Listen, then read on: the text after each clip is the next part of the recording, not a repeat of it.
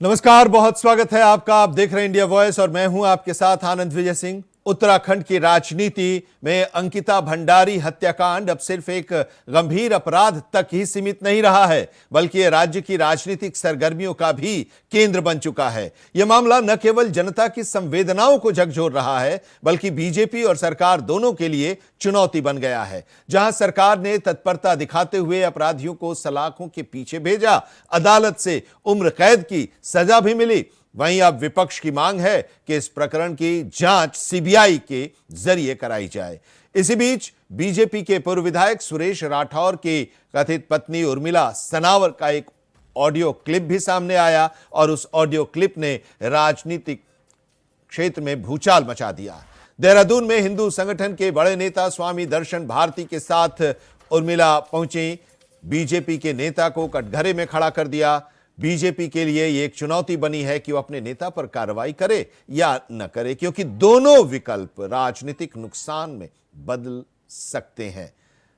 विपक्षी दल कांग्रेस ने इस मुद्दे को चुनावी रणनीति का हिस्सा बनाने का प्रयास शुरू कर दिया है। वहीं मुख्यमंत्री पुष्कर सिंह धामी ने मास्टर स्ट्रोक खेलते हुए इस मामले में अंकिता भंडारी के माता पिता से बातचीत करने की बात कही और कहा कि अगर वो सहमत होंगे तो हम सीबीआई जांच की अनुशंसा करेंगे। यानी कि अंतिम निर्णय अंकिता के माता पिता पर ही छोड़ दिया। अब इस मामले ने उत्तराखंड की राजनीतिक दिशा को भी प्रभावित कर दिया है और अब हर कदम राजनीतिक दृष्टि से निहायत संवेदनशील बन गया है। आज हम इसी को लेकर चर्चा करने वाले हैं कि उर्मिला सनावर का ऑडियो आया, ऑडियो में कुछ नाम लिए गए, वीआईपी की बात हो रही है और उसके बाद यह मामला अदालत में भी गया, मानहानि का दावा भी किया है। दुष्यंत गौतम ने भारतीय जनता पार्टी के बड़े नेता हैं और उस ऑडियो को लेकर भी दिल्ली हाई कोर्ट की तरफ से एक निर्देश भी आया है कि उस ऑडियो को डिलीट किया जाए। तो अब ये पूरा मामला जो है कि क्या ये वाकई इस पूरे मामले की गंभीरता को देखते हुए विपक्ष सरकार को घेरने की कोशिश कर रहा है या सीबीआई का दबाव डाल रहा है, सीबीआई जांच का दबाव डाल रहा है, या फिर 2027 में चुनाव होने वाले हैं उसको लेकर अंकिता केस को चुनावी मुद्दा बनाए रखने की एक कवायद है। इस पर हम चर्चा आज करेंगे अपने मेहमानों के साथ, लेकिन उससे पहले जरा सुन लेते हैं प्रतिक्रियाएं क्या है। एक पत्रकार अंकिता भंडारी हत्याकांड में एक पत्रकार साथी के जवाब में, पत्रकार साथी के प्रश्न के जवाब में जो मुख्यमंत्री जी ने जवाब दिया, मुझे लगता है कि मुख्यमंत्री जी काफ़ी असहज हैं। और मुख्यमंत्री जी असहज इसलिए हैं कि अंकिता भंडारी हत्याकांड में पहले दिन से उनके द्वारा इस मामले को डाइवर्ट करने की कोशिश की जा रही है, जांच को प्रभावित करने की कोशिश की जा रही है, सबूतों को मिटाए जाने का काम किया जा रहा है।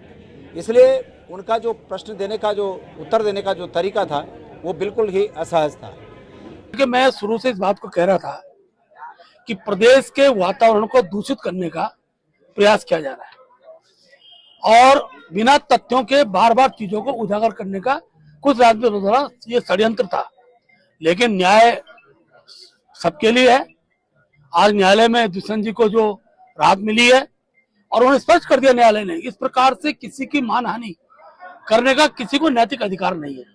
और जब विषय आगे बढ़ता है, और कल माननीय मुख्यमंत्री बहुत स्पष्ट रूप से कह दिया है कि हम भी भावनात्मक रूप से परिवार से जुड़े हुए हैं। सरकार ने की पैरवी का ही पक्ष था कि अपराधी आज आजीवन सजा की सलाखों के अंदर है। मुझे तो इसमें इतना जरूर कहूंगा कि उर्मिला, और ये लंबी कहानी है, उर्मिला सनावर की और क्या बोलते हैं इसकी राठौर की कहानी है, 3 साल से चल रही है। 3 साल से है ना। और तो इस कहानी में जाना बेकार है, बहुत लंबा टाइम वेस्ट हो जाएगा, आपका भी और मेरा भी। परंतु उर्मिला को ये बात कही है किसने? सुरेश राठौर ने। तो सुरेश राठौर का नार्को टेस्ट हो, सुरेश राठौर को जेल में पहुंचना चाहिए, थोड़ा होनी चाहिए, वही बताएगा भैया कौन वीआईपी था, बताना। अब नहीं, अभी किसी से मुलाकात तो अभी आप पुलिस के पास जाएंगे या कहाँ पे अभी जाएंगे? अभी देखिए जैसे भी अभी दर्शन भारती जी साथ है, साथ में जो भी होगा। आपने कहा था कि आपके पास सबूत है वो सबूत क्योंकि आप पे मुकदमे भी दर्ज हुए उसके बारे में और सबूतों के बारे वो में। जो मुकदमे वो सब निराधार है, बिना मतलब में उनको एक बेस बनाया गया है सिर्फ और सिर्फ एक एसआईटी जांच बिठाने के लिए, और निराधार है वो मुकदमे। लेकिन मेन उद्देश्य जो हमारा वो है, अंकिता भंडारी हत्याकांड के लिए आए हम और उसके सबूत लेके आए हम। तो उनके माता पिता ने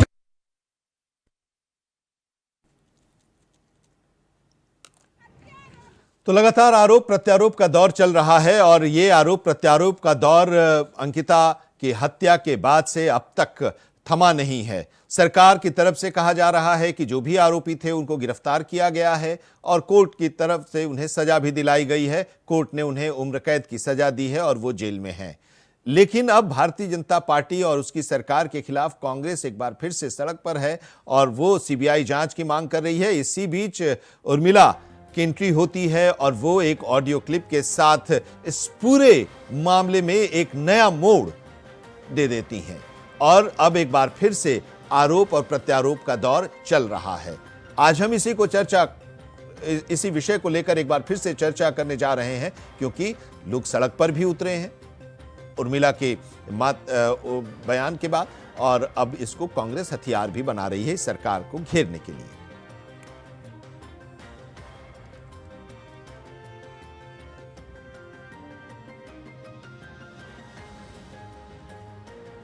हमारे साथ आज खास मेहमान हनी पाठक हैं, प्रदेश प्रवक्ता भारतीय जनता पार्टी की, डॉक्टर प्रतिभा सिंह प्रदेश प्रवक्ता कांग्रेस की और जय सिंह रावत जी हैं वरिष्ठ पत्रकार हमारे साथ इस चर्चा में जुड़ रहे हैं। पहले सवाल डॉक्टर प्रतिभा सिंह जी आप ही से, पूरे मामले पर कोर्ट में जो आरोपी थे उनको पेश किया गया, उनकी सजा भी हुई और अब उम्र कैद की सजा, अब एक बार फिर से सीबीआई जांच की मांग आप लोगों की तरफ से की जा रही है। क्या ये 2027 के चुनाव में अंकिता भंडारी के मौत का मामला जिंदा रखने के लिए, ये मुद्दे को बरकरार रखने के लिए एक रणनीति है या वाकई अभी तक कुछ है जो छिपा है, अभी तक सामने नहीं आया है? देखिए, मुझे लग रहा है कि बड़ी शायद तो ये गलतफहमी हो गई है कि ये कांग्रेस पार्टी नए तथ्यों को लेके नहीं आई है। तो कांग्रेस पार्टी, हम इतनी ओछी राजनीति नहीं करते कि एक बच्ची की मृत्यु पर हम जो है सवार होकर के 2027 का बेड़ा अपना पार करवाने की कोशिश करेंगे। हम सकारात्मक राजनीति करते हैं और जनता के मुद्दों को सड़क से लेकर सदन तक उठाने का कार्य करते हैं। हमें जनता ने विपक्ष में बिठाया है, हम अपने कर्तव्यों का निर्वहन जो है बहुत ईमानदारी से करने का कार्य जो है पिछले 8.5 सालों से कर रहे हैं। अंकिता भंडारी प्रकरण में जब आजीवन कारावास हुआ उस वक्त ये बात जरूर हमने कही कि जो है सरकार ने साक्ष्यों को तोड़ मरोड़ के रखा जो है कोर्ट के समक्ष। यही वजह थी कि जिस व्यक्ति को मृत्यु दंड मिल रहा था उसको आजीवन जो है कारावास मिलने का जो है कार्य हुआ। लेकिन कभी भी जो है उस वक्त भी हमने इस तरीके की बातें जो है नहीं कही कि हम अंकिता भंडारी हत्याकांड को कोई जो है वेपन बना रहे हैं आगे जाने के लिए या इस तरीके की। लेकिन उस वक्त भी अगर साक्ष्यों को अच्छे से रखा जाता तो शायद उम्र कैद होती। और ये नए तथ्य जो है वो भारतीय जनता पार्टी के जो खुद के जो है पूर्व विधायक है, उनकी धर्म पत्नी जो है वो लेके आई है। ये हम लेके नहीं आए, ना कांग्रेस पार्टी लेके आई, ना कोई अन्य विपक्षी दल लेके आया। उन्होंने अपने और अपने पति के बीच के वार्तालाप को जो है सार्वजनिक पटल पे रखने का कार्य किया और उसमें उन्होंने कोई गट्टू, और जिसका नाम बाद में दुष्यंत गौतम आया कि वही वीआईपी थे, उनका नाम सामने आया। और एक बात और मैं आपको बता दूं कि शुरुआत से ही ये जो जांच थी वो संदेह के घेरे में थी, क्योंकि 2 अहम पहलू हैं इस जांच को लेकर के। देखिए, प्रथम बात तो ये है कि आपको भी पता है कि जहां पर कोई क्राइम होता है, कोई घटना, कोई दुर्घटना होती है, वहां पे जब तक फॉरेंसिक टीम या जांच की टीम आकर के एविडेंस कलेक्ट नहीं करती है, वहां किसी भी आम आदमी का जाना वर्जित होता है। उसके बावजूद भी अब तक रेणु बिष्ट से ये पूछताछ नहीं हुई, ना ही सरकार की एसआईटी ने उनके स्टेटमेंट लिए कि किसके कहने पर उन्होंने उस रिजॉर्ट को तोड़ने का जो है कार्य किया। उसके बाद आपने देखा डीजीपी से लेकर के जो है पौड़ी पुलिस तक ने अपने ट्वीट में ये कहा कि जो है माननीय मुख्यमंत्री जी के निर्देशानुसार जो है वो रिजॉर्ट को तोड़ दिया गया है, ध्वस्त कर दिया गया है, इंक्लूडिंग वो अंकिता भंडारी के कमरे की भी इस तरीके से आपने निश्चय नाबूद करने का ये लगातार कांग्रेस उठा रही है ये बात। जो चीजें बची उसको आप जो है जला दिया आपने और जो राख थी उसको भी पानी में फेंकने का कार्य किया। तो ये तो शुरुआत में ही जहां से एविडेंस बरामद हो सकते थे, जहां से साक्ष्य बरामद हो सकते थे, उस जगह को ठीक है, ही कुछ आपने लूप खत्म होल्स कर थे, दिया। उन लूप होल्स को उस समय भी रिपोर्ट और आज भी उसको लेकर कांग्रेस उठा रही है और सीबीआई जांच की मांग कर रही है। लेकिन सवाल अब एक है ना हनी पाठक जी कि आप ही के विधायक हैं, पूर्व विधायक हैं, और उन लोगों का जो ऑडियो आया उसके बाद एक नया मोड़ आया और आपके ऊपर ही आरोप इसमें और लग गया कि आप किसी को बचा रहे हैं, आप लोग किसी को इसमें से बचाने की कोशिश कर रहे हैं या कुछ तथ्य को छिपा रहे हैं। मैं करेक्शन करना चाहूंगी आनंद विजय सिंह जी। हमारे पूर्व विधायक भाजपा से निष्कासित व्यक्ति हैं, भाजपा से निष्कासित किए हुए व्यक्ति, और तब निष्कासित किए हुए व्यक्ति हैं जब इनके नाम उर्मिला सनावर के साथ जोड़ा जा रहा था और लगातार कभी प्रेस में ये कह रहे थे ये मेरी बीवी है, कभी कह रहे थे ये मेरी बीवी नहीं है। भाजपा क्योंकि अनुशासन वाली पार्टी है, इनको निकालकर का रास्ता कर दिखाई, जैसे हरक सिंह रावत को बाहर का रास्ता दिखाई थी। दूसरी बात पर मैं आती हूँ करेक्शन करने के बाद, निदा फाजली जी ने एक बहुत बड़ी बात कही है, हर एक आदमी में है 10-20 आदमी, ये हम पर डिपेंड करता है हम एक व्यक्ति को कितनी बार देखते हैं। मैं इसके आगे विपक्ष जोड़ती हूँ आनंद जी। समझने वाली बात ये है 1.5 से 2 साल तक विपक्ष को याद नहीं आया जब आरोपी आजीवन कारावास की सजा काट रहे हैं, उससे पहले इन्होंने कोर्ट में जाकर बात क्यों नहीं कही कि रेणु बिस्ट ने ऐसे बुलडोजर चलाया, फॉरेंसिक जांच कहाँ है, राख कहाँ है। अगर ये इतने सीबीसीआईडी के एक्सपर्ट थे तो ये वहां जाते कोर्ट में ना, अपने एसी रूम से बाहर निकलते, अपने कॉलेजेस से छुट्टी लेते और उसके बाद वहां जाकर अंकिता भंडारी को न्याय दिलाने के लिए कुछ तो करते, सड़कों पर तब आते ना। आज अचानक नींद से क्यों जागते हैं? प्रथम चीज। द्वितीय चीज मैं ये बताना चाहती हूँ, उर्मिला सनावर खुद इतने दिनों तक चुप क्यों बैठी रही? अब ये रो रो कर कहती है कि मुझे वो माँ का दर्द दिखाई देता है, मेरे को वो माँ की पीड़ा दिखाई देती है। तो पूरे देश में अंकिता भंडारी का प्रकरण एक चिंगारी की तरह आया था और सबने देखा था। उस समय इस माँ की ममता क्यों नहीं जागी थी? समझने वाली बात है, माँ की ममता तो हर समय जागी रहती है। मैं एक दिन अपनी बेटी को खाना दे सकती हूँ ममता के कारण, दूसरे दिन ना दूं, तो ये ममत्व कैसा, किस प्रकार का ये ममत्व? तीसरी बात मैं ये कहना चाहती हूँ, एफएसएल की टीम ने वहां से सभी फॉरेंसिक तरीके से सबूतों को इकट्ठा कर लिया था। एसआईटी की जांच को स्वयं हाईकोर्ट ने माना कि सीबीआई की जरूरत अभी नहीं है क्योंकि एसआईटी सही दिशा में कार्य कर रही है। तब इन्होंने झंडे डंडे काले कपड़े वगैरह लेकर वहां जाना जरूरी क्यों नहीं समझा? समझने वाली बात है ना कि तब इन्होंने क्यों नहीं समझा। और सबसे महत्वपूर्ण बात आनंद जी, जय सिंह रावत जी, आप काफी वरिष्ठ हैं, आप खुद समझदारी से इस चीज को बताइए, क्योंकि मैं कहूंगी तो शायद विपक्ष को समझ में नहीं आएगा। अगर मुझे पता है कि मुझे आजीवन कारावास की सजा होने वाली है तो मेरे साथ कौन कौन शामिल था, क्योंकि मेरा तो जीवन पूरा बर्बाद है, मेरी पूरी जवानी बर्बाद है। तो जब आजीवन कारावास की सजा का जब मेरे को फैसला देगा तो मैं सर्वप्रथम उस व्यक्ति का नाम लूंगी जिसके कारण मैं इस जगह पर आई। वो चारों के चारों में से किसी ने भी उस व्यक्ति का नाम क्यों नहीं लिया? ठीक है, जय सिंह रावत जी के पास जाते हैं, उसके बाद फिर आपके पास आते हैं, प्रतिमा जी आपके पास आते हैं। लेकिन पहले जय सिंह रावत जी, इस पूरे मामले को लेकर लगातार हम चर्चा कर रहे हैं और ये पूरा मामला एक बार फिर से गरमाया हुआ है उत्तराखंड में, और सिर्फ उत्तराखंड ही नहीं, उत्तराखंड की चौहद्दी से बाहर देश की राजधानी दिल्ली तक ये पूरा मामला पहुंच गया है। अब क्यों जगी? आते हैं आपके पास। आप क्यों जगी? करुणा उस समय क्यों सही? जी, जय सिंह रावत जी से। जी देखिए, ये मामला वीआईपी का मामला शुरू से मिस्ट्री में रहा है, ऐसे बना रहा है। देखिए, दो पक्ष हैं, अपराध के दो पक्ष है ना। अपराध किसने किया और क्यों किया, दो बात होती है ना। जिसने किया अपने हमारी पुलिस ने, उत्तराखंड की पुलिस ने उनको गिरफ्तार कर दिया, उनको जेल भेजा और अदालत से उनको सजा भी होगी, उम्र कैद होगी। लेकिन इसके पीछे, हत्या के पीछे मोटिव क्या था, इरादा क्या था हत्यारों का, क्यों उसका मर्डर किया गया लड़की का, तो वो वाला मामला शुरू से रहस्य बना रहा है।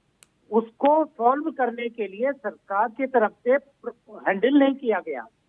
सरकार ने जब हैंडल नहीं किया तो विपक्ष को मिल गया, उसका हथियार मिल गया। विपक्ष का काम ही सरकारी कमियां ढूंढे, सरकार की आलोचना करे वो बात है।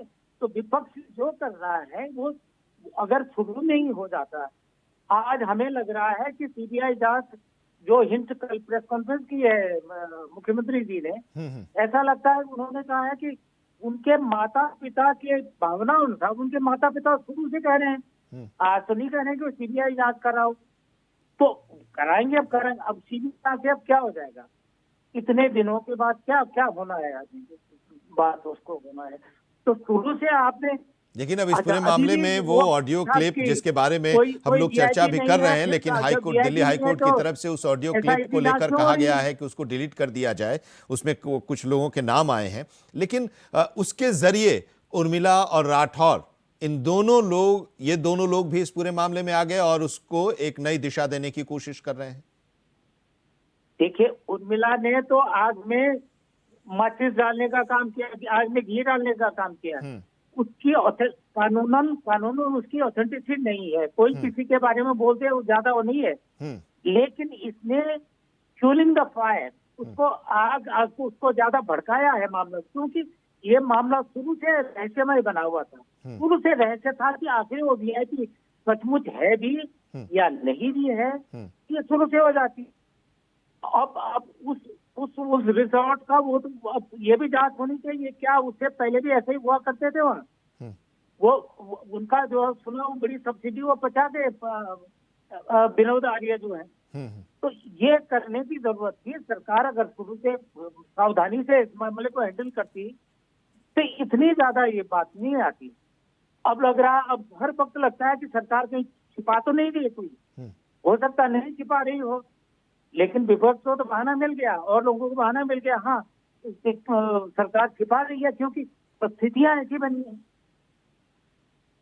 स्वामी जी ने नार्को टेस्ट की भी बात कह दी कि नार्को टेस्ट कराना चाहिए राठौर की। नहीं, जब आप कह रहे हैं कि वीआईपी है तो फिर एसआईटी जांच किस बात की हो रही है? प्रतिमा जी, सवाल आप उनका जवाब दीजिए, हनी पाठक ने जो कहा उसका जवाब आप दीजिएगा, लेकिन एक सवाल ये भी ना कि सीबीआई की जांच की मांग आप लोग कर रही हैं, लेकिन सीबीआई तो वही है ना जिस सीबीआई पर आपका आरोप है कि सीबीआई, ईडी, इनकम टैक्स ये सब तो कठपुतली है सरकार की। आज सीबीआई गंगा जल और कच्चे दूध से नहा चुकी। आनंद जी, प्रतिमा जी, इस पूरे प्रकरण में एक चीज तो पाठ साफ हो गई कि सीबीआई और ईडी पे भरोसा अभी है, विपक्ष को अभी भी भरोसा है। प्रतिमा जी अनम्यूट कर लीजिए। हाँ बोलिए आप, बोलिए। यही वजह है कि कई बार जो है माननीय प्रदेश अध्यक्ष गणेश गोटियाल जी ने ये बात स्पष्ट की है कि किसी सिटिंग जज या रिटायर्ड सुप्रीम कोर्ट जज की अध्यक्षता में ही सीबीआई की जांच जो हो वो पूरी हो, क्योंकि सीबीआई मैं अभी भी स्वीकार कर रही हूँ कि सीबीआई सच में सरकार के हाथ की कठपुतली है, जिस तरीके से एसआईटी को आपने देखा। और दूसरी मैं महत्वपूर्ण बात बताऊं, मैं उनके पिता की आपको एक बात बताती हूँ, उनके पिता के आप जितने भी इंटरव्यू उठा लीजिए, इस सरकार शुरू से ही जो है इस जांच को संदेह के घेरे में लाने क्या आपको उस ऑडियो क्लिप पर भरोसा है? क्या जो ऑडियो क्लिप आया है उस पर आप लोग विश्वास कर रहे हैं? शुरू से ही मुझे 10 सेकंड दीजिए, मुझे कंप्लीट कर लेने दीजिए। ये जांच सरकार शुरू से ही संदेह के घेरे में डाल रही थी, शुरू से ही वीआईपी को बचाने की कोशिश की जा रही थी। उनके पिता ने कई बार अपने स्टेटमेंट में कहा कि जिस दिन उनकी बच्ची की मृत्यु हुई, रिजॉर्ट जो मालिक है उन्होंने गुमशुदगी की रिपोर्ट लिखाई, तब उनको कॉल करके बुलाया पटवारी चौकी में और वहां पे उनपे दबाव बनाया गया कि वो ये स्वीकार कर ले कि उनकी जो पुत्री है वो कहीं भाग गई है, गुमशुदा हो गई है। लेकिन भगवान का शुक्र है कि लोगों के दबाव में आकर के जब वहां भीड़ इकट्ठी हुई, जब उस बच्ची की लाश बरामद हुई, तो ये जो कहानी थी सरकार की ये उल्टी पड़ गई सरकार पर। तो शुरू से ही आप वीआईपी को बचाने की कोशिश कर रहे हैं। दूसरी बात देखिए, वो ऑडियो की बात है, हमने कब मना किया भाई? जांच एजेंसी करे ना जांच, पुलिस करे ना, फॉरेंसिक एजेंसियां आपके हाथ में है, सरकार में आप बैठे हैं, आप जनता से कह रहे हैं सबूत लाइए, आप विपक्ष से कह रहे हैं कि ऑडियो की ऑथेंटिसिटी चेक करिए। ये क्या मजाक है ये लोकतंत्र में? यहाँ महिलाएं सुरक्षित नहीं है और आप बड़ी बड़ी बातें करते हैं। आप बुलाइए फॉरेंसिक टीम को, आप करवाइए जो है ऑडियो की जांच। हम तो कह रहे हैं अगर ऑडियो फर्जी हो जाएगा तो आपके जो है नेतागण है वो पाकसाफ साबित हो जाएंगे। आपके ऊपर जो कलई लगी हुई है, जो आपका मुंह काला हुआ है महिलाओं के शोषण को लेकर के, बच्चियों को अपने आप को वीआईपी सर्विसेज देने के लिए मारने के जो आरोप लगे हैं वो आरोप भूल जाएंगे। तो आप करिए ना, आप क्यों नहीं कर रहे भाई? क्यों आप लोग नहीं कर रही हैं? ये आरोप है हनी पाठक जी। उसकी चैट को मैं वायरल करूं आपको प्रतिमा जी? हरक सिंह रावत की श्रीमती जी सोनिया आनंद रावत की पोस्ट पे इतने भद्दे कमेंट लिख रही हैं, तब महिलाओं की मर्यादा कहाँ चली गई? मैं चैट दिखाऊं आपको, स्क्रीनशॉट भेज दूं? स्क्रीनशॉट भेजूं मैं आपको? अभी भेजती हूँ उस स्क्रीनशॉट को, देखो तब महिलाओं की मर्यादा की बात कहाँ चली गई। अब मैं एक बात और कहती हूँ आनंद जी, कल मैं इनकी मुख्य प्रवक्ता की लाइव सुन रही थी। प्रतिमा जी जिसको कहती है वो मुख्य प्रवक्ता नहीं है और वो स्वयं को मुख्य प्रवक्ता कहती हैं। उनका ये कहना है कि धामी जी आज कह रहे हैं कि उनके माँ बाप से जाकर पूछेंगे, उसके बाद वो जांच बोलेंगे, हम वो जांच करेंगे। उनके माँ बाप से क्यों पूछना? अरे उनके माँ बाप से नहीं पूछेगी तो तुम्हारे माँ बाप से जाकर पूछेंगे। नहीं, तुम्हारे माँ बाप से पूछेंगे कि उनको क्या चाहिए क्या नहीं चाहिए। क्या आप अपने बच्चों का भविष्य पड़ोसियों के ऊपर निर्धारित रखते हैं, सत्ता के ऊपर निर्धारित रखते हैं? हमें क्या चाहिए, हमें अपने बच्चों की क्या नीड पूरी करनी है, कैसे नीड पूरी करनी है, किस दिशा में लेकर जाना है, वो हम जानेंगे, ना कि हमारा पड़ोसी जानेगा, ना कि हमारा विपक्ष जानेगा। लेकिन सरकार को भी तो जानने का हक है ना कि आखिर अगर कुछ चीजें दबी हुई हैं और कहीं से ये कहा जा रहा है कि अभी भी कुछ लोग हैं जो इस पूरे मामले में हैं और वो सामने नहीं आ पाए, तो सरकार की भी तो अपनी इच्छा होनी चाहिए कि हम जांच कराएं। आनंद जी बिल्कुल सही सवाल आपका। सरकार की इच्छा है और मैं तो आपके चैनल पर बोल रही हूँ कि सुरेश राठौर जैसे व्यक्ति को अच्छे से सबक सिखाना चाहिए, क्योंकि मैं जब वो ऑडियो सुनी हूँ उसमें वो उर्मिला सनावर को भी भद्दी भद्दी गालियां दे रहे हैं। कैसे दे सकते हो भैया तुम किसी महिला को इतनी भद्दी गालियां? क्या वो महिला नहीं है? भले ही उसने रिकॉर्डिंग वायरल करी, भले ही उसकी बातें जो भी हो कुछ भी हो, वो सुरेश राठौर और उर्मिला सनावर के बीच का मैटर था, वो उन दोनों की ऑडियो लीक हुई है। जाकि किसी सत्ताधारी पार्टी के किसी इस समय रहे हुए विधायक की ऑडियो वायरल हुई है, वो हमारी पार्टी से निष्कासित है। सुरेश राठौर जैसे व्यक्ति पे कड़ी से कड़ी कार्रवाई होनी चाहिए। और उर्मिला सनावर जो ठोस सबूत लेकर यहाँ पर आ रही है, ईश्वर करे कि वो ठोस सबूत सबके सामने आए और हम अपनी जांच को और तेज गति से आगे बढ़ाएं और निश्चित रूप से हमारे चलिए अब जांच हो और जांच सही ढंग से हो। अगर सीबीआई की जांच के लिए तैयार उनके घर के लोग होते हैं तो जांच हो और इस ऑडियो के बारे में भी उसकी भी सत्यता की जांच हो कि ऑडियो में क्या कितनी सत्यता है। इस तरह के ऑडियो के साथ किसी को भी जोड़ देना यह भी उचित नहीं है और शायद इसीलिए पूरा मामला कोर्ट में है और कोर्ट इसको भी देख रहा है। बहरहाल बहुत बहुत शुक्रिया हमारे साथ जुड़ने के लिए हनी पाठक जी, डॉक्टर प्रतिमा सिंह और जय सिंह रावत जी, बहुत बहुत धन्यवाद इस चर्चा में शामिल होने के लिए। एक ब्रेक के लिए रुक रहे हैं लेकिन खबरों का सफर लगातार जारी है। देखते रहिए इंडिया वॉइस।